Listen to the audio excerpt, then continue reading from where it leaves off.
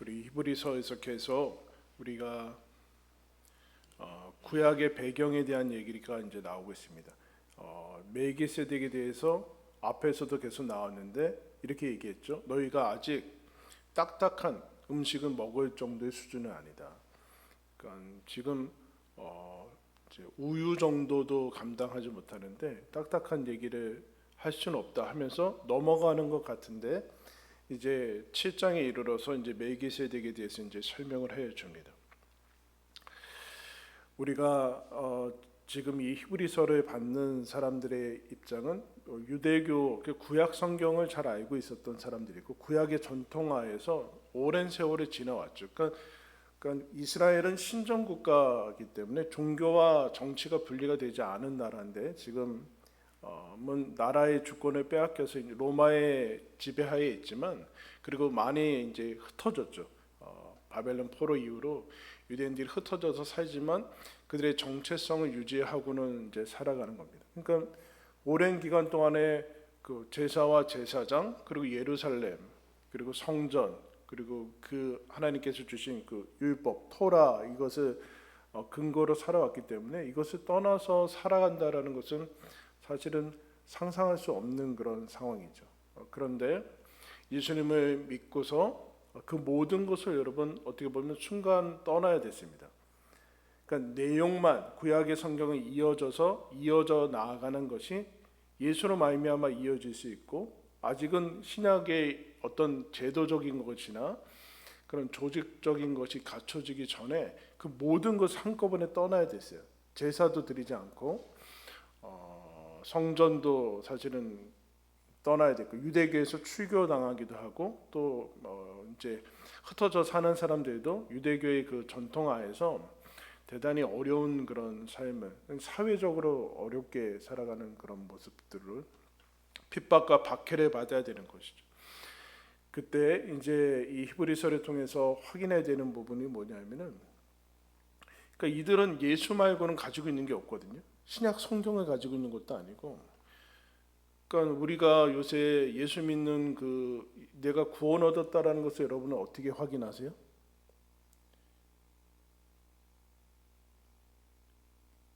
부자가 된 걸 확인하세요? 아니면 병 고친 거로 확인하세요? 여기서는 이게 확인할 수 있는 방법이 없어요.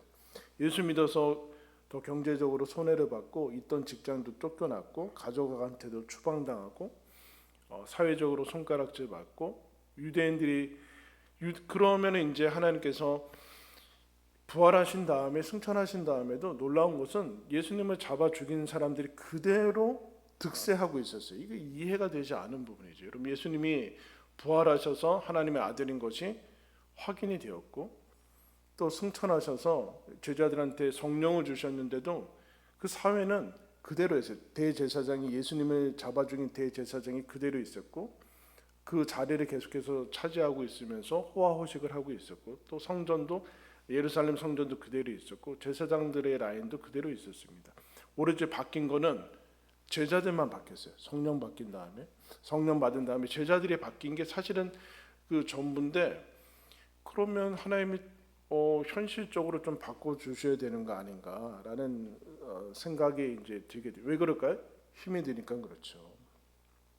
하루 이틀이면 이게 좋은데 이게 내가 예수 믿은 다음에 전혀 현실적인 것이 좋아질 가망성이 없을 때는 이제 의심이 들고 회의가 되기도 하고 이거 잘못 온 거 아닌가라는 그런 생각도 해서 여기 나온 히브리서에 나온 것처럼 이미 몇몇 사람들은 그 믿음을 버리고 그쪽으로 갔고 세상으로도 가고 유대교로 아예 돌아갔고 배교 이제 하는 거 뒤로 물러가고 하는 것들에 대해서 언제 정립을 하기 시작했습니다. 어떤 것을 정립해야 되는가? 너희들이 가지고 있고 믿고 있는 그 예수가 어떤 것보다도 뛰어나다. 그래서 계속해서 얘기하죠.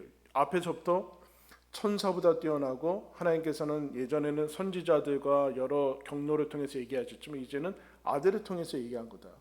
너희들이 최종 계시를 받은 거다. 그거는 천사보다 뛰어나고 모세보다 우월하고 모세 하면은 다 이제 평정이 되는 거니까 모세가 말씀을 했으니 모세의 율법 그러면 이스라엘이 최고의 권위를 가졌으니까 그 모세보다 뛰어나고 여호수아보다 뛰어나고 하는 것들을 정립하면서 6장에는 이제 5장 6장에는 경고를 내죠. 한번 하나님의 성령의 맛본 바 되어서 뒤 돌아가면 돌이킬 수 없다. 그 다음에 길이 있는 것이 아니다. 이건 그냥 해도 되고 안 해도 되는 것들을 너희들이 지금 가지고 있는 것은 아니다. 그런 생각을 하면서 이제 경고와 위로와 그런 것들 동시에 하면서, 그런데 중요한 것은 경고건 위로건 간의 어떤 그런 것을 넘어서 너희들이 우리가 믿고 있는 예수가 누구인지에 대해서 정확하게 알고 있어야 된다. 그 얘기를 지금 하고 있어요. 예수를 믿는 것에 대해서 예수가 누구인지를 알고 있지 않으면 이 어떤 것도 사실은 위로가 되지 않고 격려가 되지 않고 이 버틸 힘이 없는 거죠. 그러니까 우리가 심리적인 어떤 위로나 마음의 어떤 격려, 그런 것은 사실은 밑에 기초가 있어야 되는 건데, 사실에 흔들리지 않은 진리와 사실에 기초해야 되는 것이지 그냥 좋다 좋다 해서는 사실은 그건 위로가 되지 않죠. 여러분, 암 환자한테 진통제 주면서 괜찮으실 거예요, 이게 무슨 위로가 돼요, 여러분? 그건 몰랐을 때 얘기지. 그건 돌팔이죠, 돌팔이. 수술하셔야 되고 어떻게 이렇게 돼야 되는 거죠. 근데 그 사실에 근거를 해서 지금은 힘들고 어려운 현실이지만, 그러나 너희들이 믿고 있는 이 예수님이 맞는 것이고 소망을 가지고 가야 된다라는 얘기를 이제 6장에서 했습니다. 근데 시간차가 나기 때문에 너희들이 그 기업을 약속으로 받고 있다. 그 약속이 실현되기 위해서는 시간차가 있다. 그 인내해야 된다. 근데 그 비겁한 변명 아닙니까? 라고 얘기할 수 있는데 그렇지 않다. 그러면서 6장 마지막 절에 뭐라고 그랬냐면, 7장 바로 위에 이 소망이 왜 확실한가 하면은 예수님이 앞서가셔서 그렇다. 예수께서 멜기세덱의 반차를 따라 영원히 대제사장이 되어 우리를 위하여 들어가셨다 그래. 예수님이 멜기세덱의 반차가 돼. 그러니까 이제는 설명을 해야 됐어요. 멜기세덱이 무엇인가? 이제 어려운 얘기는 아니죠. 그러면 사실 힘들고 그러면은, 현실이 힘들고 그러면은 이런 게 무슨 필요가 있냐라는 생각이 들어요. 그럼 지금 당장 내가 애가 아픈데 약값이 없고 밥값이 없고 그런데 무슨 예수 믿고 예수가 뭐 밥 먹여주냐 뭐 이렇게 나올 수밖에 없는 거거든요. 지금 현실이 힘든데 그 뭐하냐? 욥이 힘드니까 여러분, 욥의 아내가 뭐예요? 뭐라 그래요? 그렇게 하나님 잘 믿어서 뭐하냐? 네가 믿는 하나님이 뭘 잘해주냐? 하나님 욕하고 죽어라 막 이렇게 얘기하잖아요. 그 아내가 그렇게 하나님 찬양하고 그렇게 침묵하고 하나님한테 불평 안 하고 그럼 뭐하냐? 이 현실적인, 그렇게 믿어서 뭐하냐? 네 하나님이 뭘 도와주고 있느냐 지금? 그러면 그런 얘기하죠. 그 옆에서는 힌트를 준대요. 힌트. 세상은 힌트 줬어요. 이 하나님 믿어서 뭐하냐? 그 힌트 받아서 역시 하나님 믿어서 소용없다, 이렇게 가버리면 안 돼요. 힌트에 걸려 들어가면 안 되는데, 힌트. 그게 아니라 그러면 어느 게 더 중요한 것이냐를 구별을 해야 되는 것이죠, 여러분. 이거 잠깐 지나갈 거예요. 이것 가지고 비교하면은 걸려 들어가는 거예요. 그러니까 출애굽해서 그 몇십 년, 그 400년 동안 노예 생활을 해가지고 출애굽했는데 나가자마자 여러분 뭐로 비교해요? 먹을 거 가지고 비교하잖아요. 노예를 해방했냐, 아니면 애굽에서 나와서 우리가 어느 가나안 땅과 애굽하고 비교를 해야 되는데, 그렇지 않고 당장 지금 사막이라는 것과 비교를 한다고요. 그럼 이거 틀린 거죠. 언제나 틀린 거. 그 지금 예수를 믿어서 어려운 현실과 예수 안 믿어서 혹 좋아 보이는 안 믿는 사람들과 현실을 비교하면 당연히 이상해 보이는 거예요. 그 오류에 빠지면 안 된다. 이런 아이들이 여러분들이 다 학창 시절을 겪고 왔으니까 다 그런 시행착오를 겪죠. 그러나 제일 쉬우니까, 여러분들 어떤 아이가 게임 열심히 하고 놀고 하루 종일 텔레비 보고, 근데 어떤 애는 머리 아프면서 공부하고 막 낑낑거리고 있으면 비교하면 여러분 어느 걸 선택하겠어요? 당연히 게임하고 텔레비 보고 누워서 과자 먹으면서 하는 거 당연히 이쪽이 좋아 보이죠. 근데 내일이 시험이에요. 하루 더 연장합시다. 그것만 보면은 당연히 이거 게임하는 거 선택하거든요. 근데 시험이 있고 중요한 시험이 있어요. 수능이라고 생각해봐. 수능. 그러면 여러분 어떤 거 선택할 거예요? 게임 선택할 거예요? 아니죠. 그러지 말라는 거 아니에요. 근데 지금 당장은 그게 좋아 보여요. 근데 하루만 연장해도 그게 아닌 거예요. 근데 왜 그러는가? 이 수능이 요 하루만 영향을 미치는 게 아니라 인생 전체 방향을 자꾸 영향을 미치니까 그러는 거예요. 뭐 그렇게 좋은 거 떠나서 나쁜 걸 떠나서 요 하루는 요거에 영향을 미치는 것 같아요. 요 수능에 영향을 미치는데 이 수능은 그 다음은 훨씬 많은 기간에 영향을 미치니까 결국엔 요 하루는 이 전체에 영향을 미치는 것과 동일한 거예요. 그러니까 요거 가지고 비교하면 안 돼요.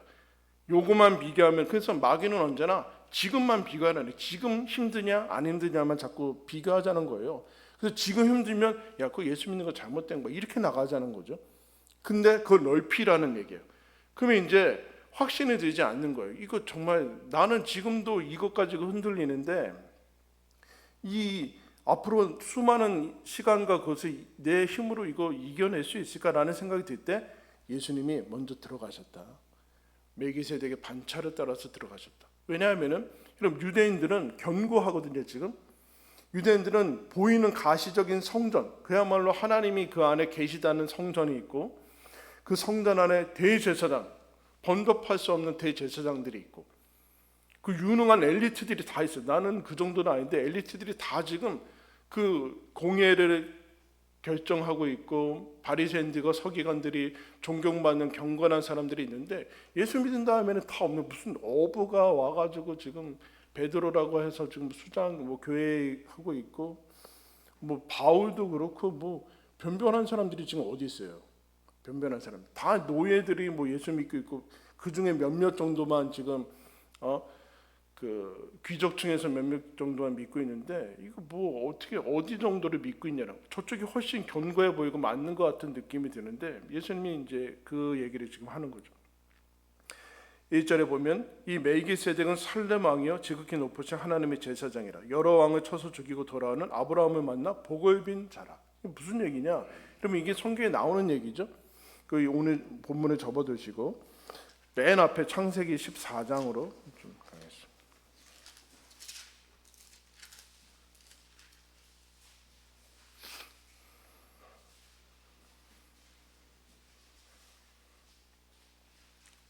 창세기 14장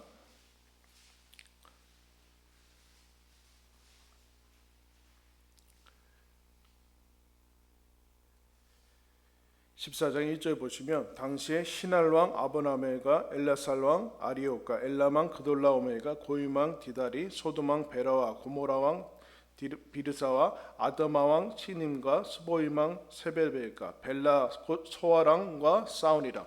이제 싸우는데 12년 동안 그돌라오멜 섬기다가 베반에서 전쟁이 일어나는데 거기에 아브라함이 참여를 합니다.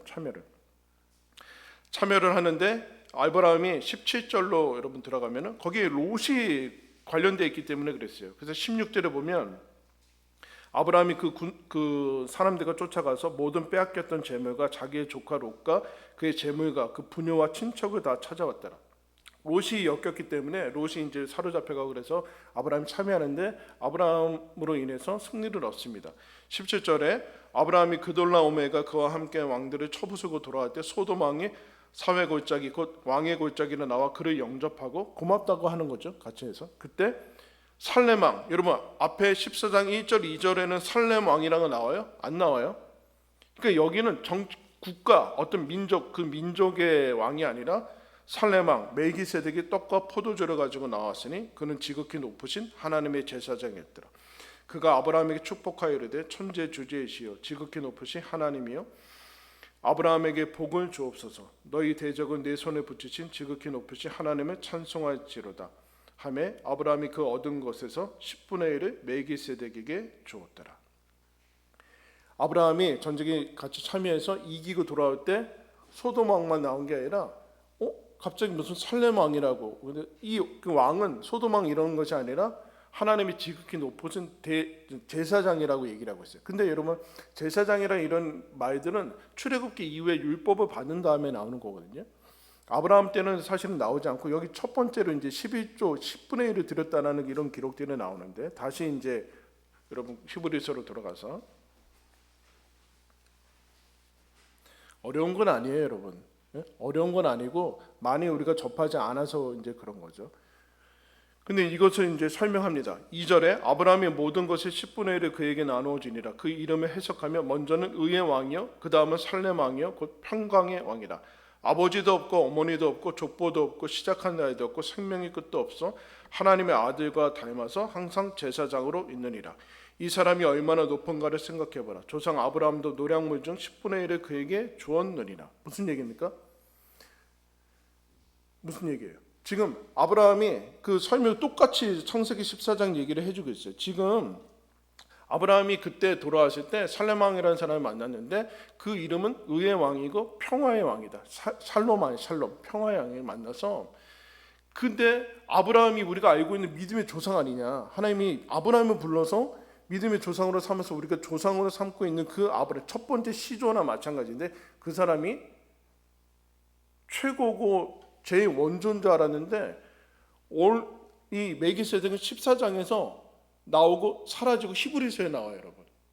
그리고 중간에 시편에 잠깐 언급이 되는데, 그러니까 이 사람은 어디 출신인지 그 다음에 안 나오거든요. 어떤 사람인지, 그러니까 족보도 없고 이런 얘기는 모른다는 얘기예요. 어머니도 모르고 보통 앞에서는 다 아브라함부터 해서 누구누구 아들 이렇게 다 나오잖아요. 근데 살렘 왕에 대해서는 아무런 소개를 해주지 않아요. 그 얘기를 하는 거예요. 이 사람 소개도 없고 어떻게 됐는지도 모르고 이때 잠깐 나와서 우리의 조상 아브라함, 아직 아브라함, 이삭, 야곱, 그 다음에 레위에서 아론 제사장들과 이제 제사장 지파가 레위 지파인데, 레위 지파가 아직 태어나기도 전인데 그때 아브라함이 이 사람 보자마자 뭐 했냐? 아브라함인데 이 사람이 보자마자 멜기세덱이 아브라함한테 뭐라 그래? 축복을 해줘요. 축복은 높은 사람이 해주는 거 아니냐. 그러니까 존재로서 높였다기보다는 하나님께서 맡기신 그것에 대해서 아브라함이 원조인데, 하나님의 부르시면 원조인데 이 사람은 뭔데 나와서 축복을 해주지. 아브라함이 가는 데마다 아브라함이 축복했거든요. 아브라함이 축복해 주는데 이 사람이 아브라함을 축복해 줍니다. 그러니까 이 사람이 높은 사람이다, 더 높은 사람이다, 그런 얘기를 지금 하는 얘기죠. 더 높은 사람. 그리고 7절이 그게 나왔죠. 논란의 여지 없이 낮은 자가 높은 자에게서 축복을 받느니라. 아브라함이 축복을 받았다. 아브라함보다 높은 분이다. 근데 그래서 그 다음에 아브라함이 그 답례 형식으로 10분의 1을 드려요. 여러분, 10분의 1을 드린다는 게 뭘까요? 예물을 드린다는 게 뭘까요? 주권을 인정하는 거예요. 그러니까 하나님의 제사장이라고 하나님께 주권을 드리면 이 모든 것이 하나님의 것입니다라고 해서 하나님께 드리는 거거든요. 그러니까 이 예물에 대한 부분들은, 예물은 사실은 예물을 드리는 대상이 신이라는 뜻이에요. 그러니까 멜기세덱이 아니라 멜기세덱이 하나님의 제사장, 지극히 높으신 하나님, 그 하나님의 제사장이라는 것을 인식하고 하나님께 드렸다는 얘기가 지금 나오는 겁니다. 왜 이야기가 나오냐면은 멜기세덱이 아브라함보다 높다. 율법이나 제사장 제도가 생기기 전에 아브라함도 제사장을 만났고 또 10분의 1도 예물도 드렸다. 그리고 이제 그 다음에 뭐가 나오냐면, 즉 그 얘기는 너희들이 중요하게 여기고 소중하게 여기는 아론, 그리고 그 다음에 나오는 레위 지파, 그런 모든 지파들은 아브라함 후손이다. 그렇기 때문에 아브라함이 역사적으로 시간적으로 거슬러 올라가면 아브라함이 예물을 드렸다라는 얘기는, 10분의 1을 드렸다는 얘기는 레위도 그 제사장한테 10분의 1을 드렸다는 얘기다. 즉 제사장의 원조는 레위 지파가 아니라 멜기세덱이다. 그 얘기를 하는 거예요. 이 사람들은 아론 지파가 중요하고 레위 지파가 레위 지파냐 아니냐, 그게 혈통이 제일 중요한데 그렇지 않고 원래의 모습은 멜기세덱이다. 아브라함이 그랬다. 그러니까 아브라함이 바친 거는 레위가 바친 거랑 똑같은 것이다라고 이제 그 밑에 이제 나오죠. 9절에 그게 나옵니다. 또한 10분의 1에 받는 레위도 10분의 1을, 레위 지파는 각 지파에 흩어져 가지고 그 땅이 없어요. 백성들이 10분의 1을 바치는 것에서 기업으로 삼아서 하나님의 일에 집중할 수 있게 해줬죠, 하나님께서. 그래서 요셉의 아들을 에브라임 므낫세 지파로 해서 12지파를 나눈 거예요. 원래는 요셉이 해서 12지파인데 레위 지파가 빠지면서 하나가 비니까 요셉의 자손인 므낫세, 에브라임은 12지 그렇게 해가지고 12지파로 세우는 거예요. 레위 지파는. 무슨 소리인지 알아들으시죠? 성경학교를 해야 돼요. 여름에 성경학교를 해야 될 거라는 생각이 들어요. 여러분, 왜 이거 설명한지 아십니까? 힘들면 야, 이런 게 무슨 의미가 있냐, 멜기세덱이 무슨 의미가 있고 레위지파는 뭐고, 이게 지금 내가 당장 힘든데 무슨 레위지파가 무슨 그런 서기가 무슨 필요가 있냐, 이런 생각이 들거든요. 근데 히브리서 기자가 뭐라고 그래?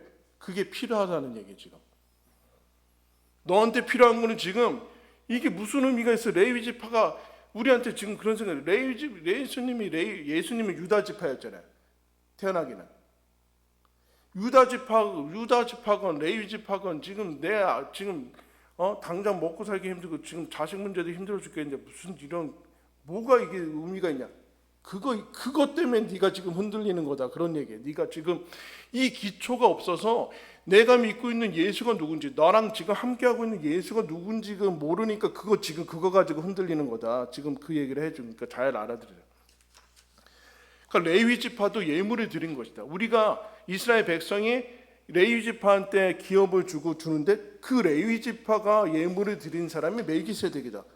그런 얘기를 하죠. 즉 레위 지파보다 높은 차원이 아론의 계열이냐, 그런 게 중요한 게 아니라 멜기세덱이 중요한데, 이게 왜 그러냐면은 이게 중요하다라고 하는데 그 계통을 따라서 예수님이 오신 것이다. 그 얘기를 지금 하고자 하는 거예요. 예수님이 유다 지파인데, 레위 지파 아닌데 우리한테 무슨 역할을 해줄 수 있어? 대제사장이라는 것은 하나님과 사람 사이에서 인간의 제사라는 제도를, 하나님이 주신 제사라는 제도를 통해서 하나님께 나아갈 수 있는, 죄악으로 인해서 하나님과의 관계가 끊어졌는데 그 죄를 제물로 인해서 제물을 죽이면서 죄가 사해져서 하나님과의 관계가 유지되어서 갈 수 있는 그런 부분들을 얘기를 하시는 거예요. 원래는 실제적으로는 사람이 죄를 범하면 바로 그 자리에서 죽는 거예요, 여러분.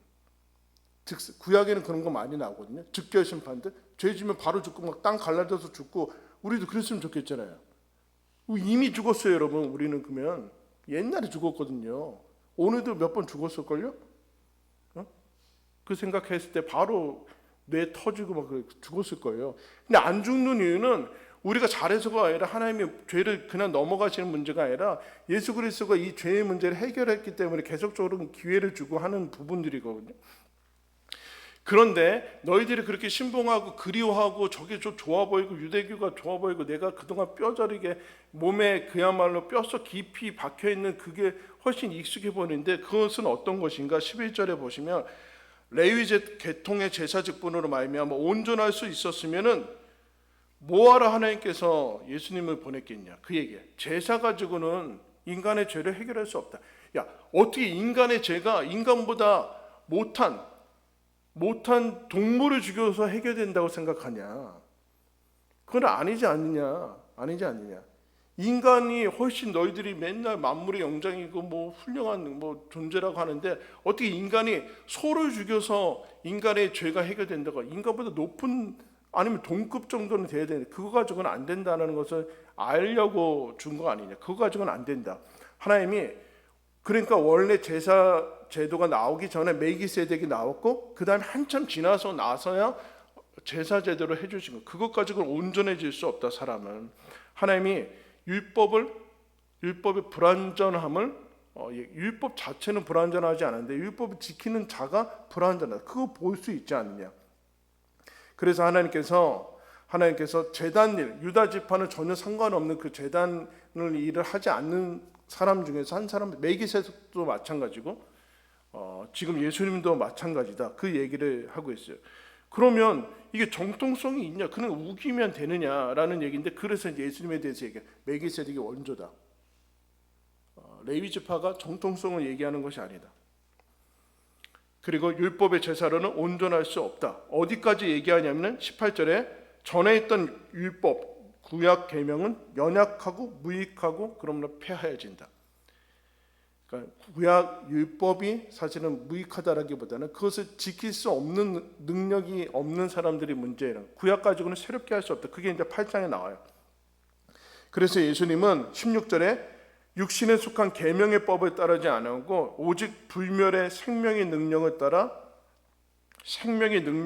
되었다. 그래서 여러분, 그게 17절에 증언하기를 너가 영혼의 멜기세덱의 반차를 따르는 제사장이다라고 하는 게 하나님이 예수님한테 선포하시는 말씀인데 이게 시편 110편에 나와요. 그때 너가 영원한 레위 지파의 제사장이라고 하지 않았다. 너는 멜기세덱, 그 아브라함이 예물을 드렸던 멜기세덱의 반차를 따른다라고. 즉 율법의 하나의 지파로 나오는 것이 아니다. 그것으로는 안 된다. 다른 언약의 방식으로 나와야 된다라고 하나님이 얘기를 하는 거예요. 그러면서 어디까지 얘기했는가? 하나님이 왜 이야기를 했는가? 하나님이 그것을 보증했다. 그렇게 얘기를 하고 있어요. 20절에 보면 예수께서 제사장이 되신 것은 맹세 없이 된 것이 아니에요. 무슨 얘기냐? 하나님이 맹세했다. 너는 멜기세덱의 반차로 영원한 제사장이 될 거고 이건 취소되지 않을 거다. 아론의 제사장은 여러분 하나님의 부르심에 태생은 여러분 부모와 자녀를 선택할 수 없잖아요. 하나님의 부르심에서 태생적으로 나온 거지만 그 태생에 따라서 한 사람 한 사람씩 확증할 필요는 없는 것이죠. 근데 예수님이 보증하시고 맹세를 하셔서 예수님이 제사장이 되었다. 언약의 보증이 되었다. 그렇게 얘기를 지금 하고 있어요. 즉 왜 이런 얘기를 하는가? 예수님이야말로 우리의 죄를 짊어지신 제사장이 되시고 영원한 언약의 분이다. 더 나아가서 제사장들이 왜 이렇게 많은지 아느냐? 제사장들은 죽는다. 더 나아가서 제사장들은 제사 드리기 전에 자기의 죄를 위한 제사를 먼저 드리고 성결하게 한 다음에 제사를 드려요. 이스라엘 백성이. 근데 예수님은 그렇게 할 필요성이 없다. 예수님은 죽지도 않으시고 부활하신 분이기 때문에 제사장 직분이 여러 예수가 필요한 것도 아니고 레위 지파들처럼 수많은 계속해서 죽으면 그 다음 사람이 하고 그 다음 자녀가 하고 그럴 필요가 없는 그런 한계를 가지신 분이 아니다. 그러면 여러분 왜 이런 얘기를 할까요? 우리도 제사장이 있었으면, 우리도 짐승피를 해가지고 이럴 수 있었으면, 우리도 옛날 것이 혹시 확실한 것 같은데 이제 뭔가 실감이 나고 뭐 그런 느낌이 있는 거죠. 근데 그런 거 다 연약한 곡 이미 지나간 것이다. 너에게 있는 것이 무엇인지 확인해라. 그러면서 결론을 내리죠. 25절에 그러므로 자기를 힘입어 하나님께 나아가는 자들은 온전히 구원하실 수 있으니 예수님이죠. 그는 항상 살아계셔서 그들을 위하여 간구하십니다. 여러분 제사장이 뭘까요? 선지자들은 하나님의 백성이 멀리 갔을 때 대단히 냉철하고 그리고 어떻게 보면 따갑게 얘기를 하는데 제사장은 어떤 죄를 지고 가도 그 사람들 편을 드는 거예요. 제물을 죽이고 그 사람들의 죄를 사하고 마음이 편안한 거죠. 근데 그게 사라지니까 불안한 거예요. 인간한테 고백하고 막 그래야 되는데 그런 게 없어진 거예요. 하나님께 내가 가까이 그냥 나아간다고? 예수의 이름으로 하나님 앞에 바로 나아갈 수 있다고? 그건 대제사장에나 나아갈 수 있는 건데 1년에 한 번 정도. 근데 그런 게 다 사라지고 내가 하나님의 이름을 부르면서 매일같이 나아갈 수 있다고? 그 예수의 예수는 믿는 사람들한테 허락돼요. 여러분 이스라엘 백성이라도 하나님 앞에 나아갈 수가 없었어요. 대제사장만 1년에 한 번 나아가는 거예요.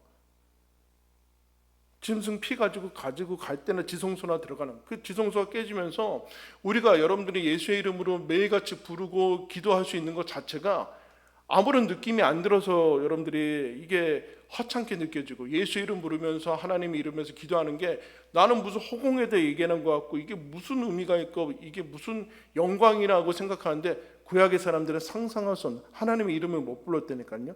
여호와라는 이름을 못 불렀어요. 그리고 제사장 정도만 하나님께 가까이 나아갈 수 있는데 이제 누구나 모든 성도가 하나님께 나아갈 수 있는 이 특권을 모르는 한, 이 영광이 얼마나 엄청난 것인지 모르는 한 여러분 알고 있어야 된다. 그 얘기하는 거예요. 대신 기도해 주세요. 대신 해주세요. 그게 편한데 그렇지 않고 하나님이 직접 와서 더 나아가서 제사장이 우리들한테 있어야 되는 뭐냐면은 하나님이 이런 얘기예요. 너희 편이다. 그 얘기를 하는 거예요. 어느 정도로 너희 편에 드는가? 27절에 이렇게 하죠. 대제사장들이 너희를 위해 죽은 사람이 있느냐? 없지 않느냐? 만나기나 해봐야 어쩌다 만나냐? 근데 예수님은 단번에 자기 제사를 드렸다. 단번에 머뭇거림 없이 망설임 없이 너희들의 편을 들었다. 근데 그분이 죽은 게 아니라 다시 살아나셔서 영원토록 너희들의 편을 들고 뭐라고 했어요? 온전히 도와주실 수 있고 지금 살아계셔서 우리를 위해서 기도하신대요. 근데 여러분 뭐예요? 근데 왜 이렇게 힘들어요? 이런 거죠 지금. 왜 예수 믿는 사람들이 어렵고 핍박당해요? 확인해라. 지금 가지고 비교하지 마라. 지금 가지고. 너희들이 지금 얼마나 놀라운 것을 알죠. 하나님 앞에 나아갈 수 있고 예수가 너희를 위해서 기도하고 있다. 하나님이 너희들과 지금 함께 하고 있어. 그게 무의미한 게 아니라 진짜 무의미한 거는 죽음으로써 모든 게 없어지고 그 다음에 멸망당하는 게 진짜 무의미한 거 아니냐? 진짜 죽으면 없어지고 다 멸망당하는데 지금 부귀영화를 누리면 뭐하냐? 다 없어질 거 아니냐?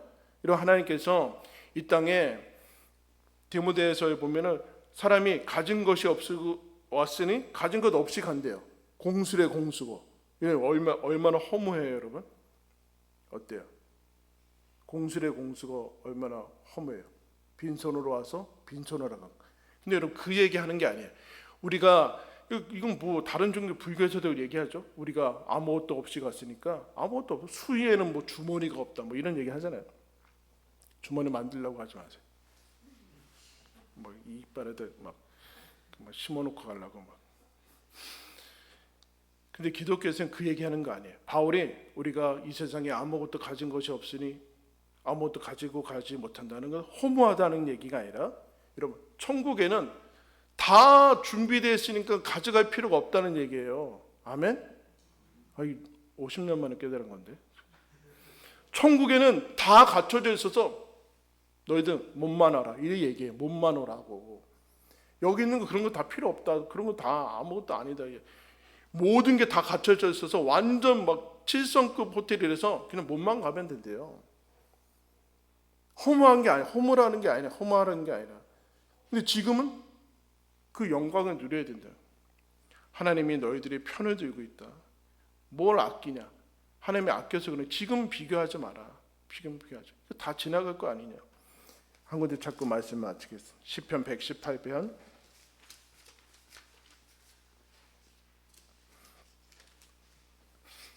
구약성경 890면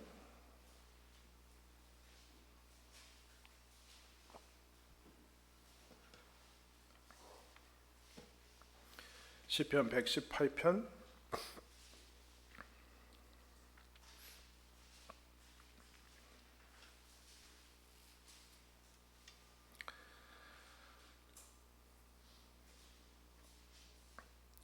5절부터 보겠습니다. 내가 고통 중에 여호와께 부르짖었더니 여호와께서 응답하시고 나를 넓은 곳에 세우셨도다. 여호와는 뭐라 그래요? 내 편이시라. 내가 두려워하지 아니하리니 사람이 내게 어찌할까? 여호와께서 내 편이 되사 나를 돕는 자들 중에 계시니 그러므로 나를 미워하는 자들에게 보응하시는 것을 내가 보리로다. 여러분, 아예 이런 기도 안 하게 해주셔야지 되는 거 아니에요? 이렇게 생각한다니까 우리가. 지금 원수들하고 뭐 내가 고통 중에 있고 지금 원수들이 나 쳐들어 올라가고 사람들이 나한테 죽이려고 하고 지금 내 편이 없는 것 같이 느껴지는데 지금 하나님 앞에 들어가서 여호와께 감사하라. 그 인자하심이 영원합니다. 하나님이 내 편이시구나. 보이지 않지만 하나님 내 편이시고 나를 위해서 지금 기도하고 계시고 나와 함께 하시고 내 인생을 동행하고 계시고 내가 지금 다름 아닌 전능자와 함께 인생을 살아가고 있구나. 현실이 냉혹하게 보이고 지금 나를 돕는 것 같지 않고 세상이 그런 이거 다 허무한 것이고 이거야말로 허무한 것이고 내가 하나님이 내 편을 드시는데 내가 무엇을 더 두려워할 것이냐 하면서 가는 거예요. 그게 지금 우리가 살고 있는 히브리서 편지를 받고 있고 우리가 살고 있는 이 현실에서 우리가 신앙이 가지는 신앙인이 누릴 수 있는 가장 큰 영광이다. 하나님은 너희 편이다. 예수님이 너를 위해서 기도하고 있고 너를 돕고 계시다. 그러니 실망하지 말고 흔들리지 말고 너가 가진 믿음을 견고하게 지켜나가라 라고 우리를 격려하고 위로해주고 있습니다. 여러분 하나님께서 예수님이 이미 우리를 위해서 몸을 바치셨대요. 너를 위해서 아낄 것은 없다. 너 편이다. 너는 반드시 승리한다. 힘내라. 그렇게 얘기하고 있습니다.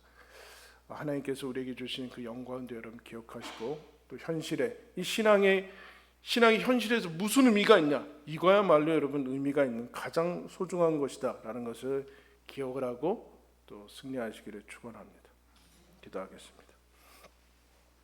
하나님 아버지, 우리가 힘들고 어려워서 우리의 신앙이 무슨 의미가 있는지, 예수를 믿는 것이 어떤 의미가 있는지 흔들리고 또 마음이 어려운 것들을 늘 경험합니다. 그러나 주님께서 우리를 위해서 이미 십자가 지시고 우리를 위해서 생명을 망설임 없이 바치신 것, 우리를 위해서 하나님 영원히 우리의 편이 되어 주셔서 우리를 도우시고 우리를 위해서 기도하고 계시고 우리와 함께 동행하고 계시는 것을 믿음의 눈을 들어 보게 하여 주시옵소서. 어려운 이 현실들 모든 것 합하여 선을 이루시고 하나님의 약속을 신실하게 이루어가고 있는 중이오니 하나님 아버지, 신앙의 허무와 그 무의미와 그 무가치한 그 생각들을 다 넘어서 하나님 앞에 나아가고 하나님과 동행하는 이 말할 수 없는 영광을 저희들이 누리며 또 믿으며 인내하며 걸어갈 수 있도록 도와주옵소서. 예수님 이름으로 기도드리옵나이다. 아멘. 우리 아까 불렀던 찬송하고 기도하겠습니다.